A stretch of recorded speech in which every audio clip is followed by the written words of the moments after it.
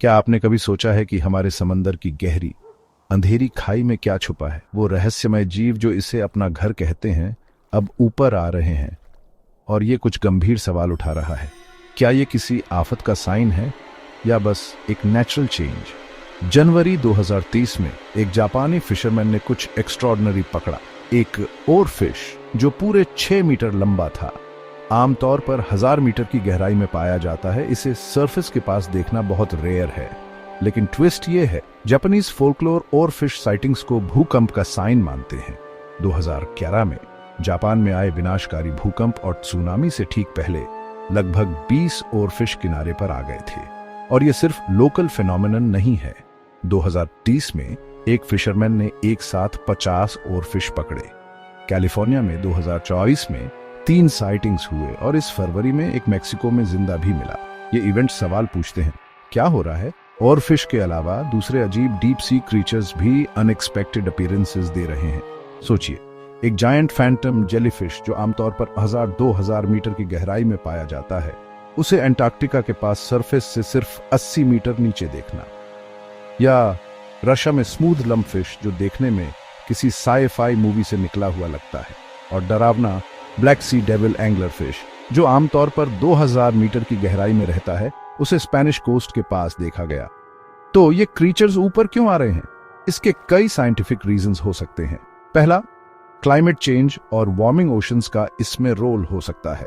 Surface का पानी गर्म हो रहा है जबकि डीप वाटर्स ठंडे रहते हैं। ये मिक्सिंग प्रोसेस को बिगाड़ता है जिससे गहराई में ऑक्सीजन की कमी हो जाती है। जिंदा रहने के लिए ये क्रीचर्स ऊपर आने पर मजबूर हैं।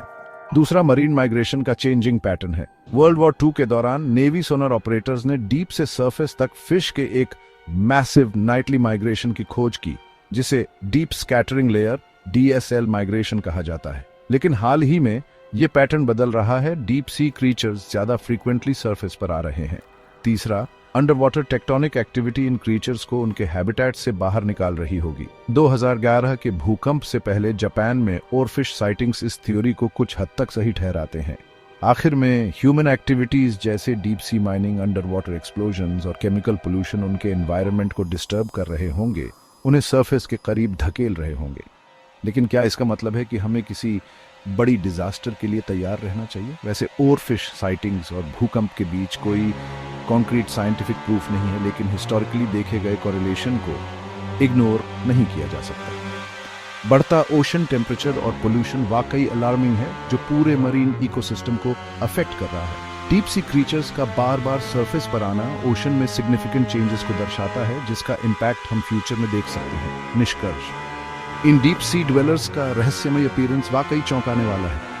चाहे ये नेचुरल डिजास्टर्स की वार्निंग हो, क्लाइमेट चेंज का इफेक्ट हो या ह्यूमन इंटरफेरेंस का रिजल्ट हो, ये एक ऐसा इश्यू है जिस पर थरो रिसर्च और विजिलेंस की जरूरत है। साइंटिस्ट्स को इन घटनाओं पर गहराई से रिसर्च करने की जरूरत है ताकि पता चल सके कि ओशन किसी थ्रेट का सिग्नल दे रहा है या ये एक इकोलॉजिकल ट्रांसफॉर्मेशन से गुजर रहा है।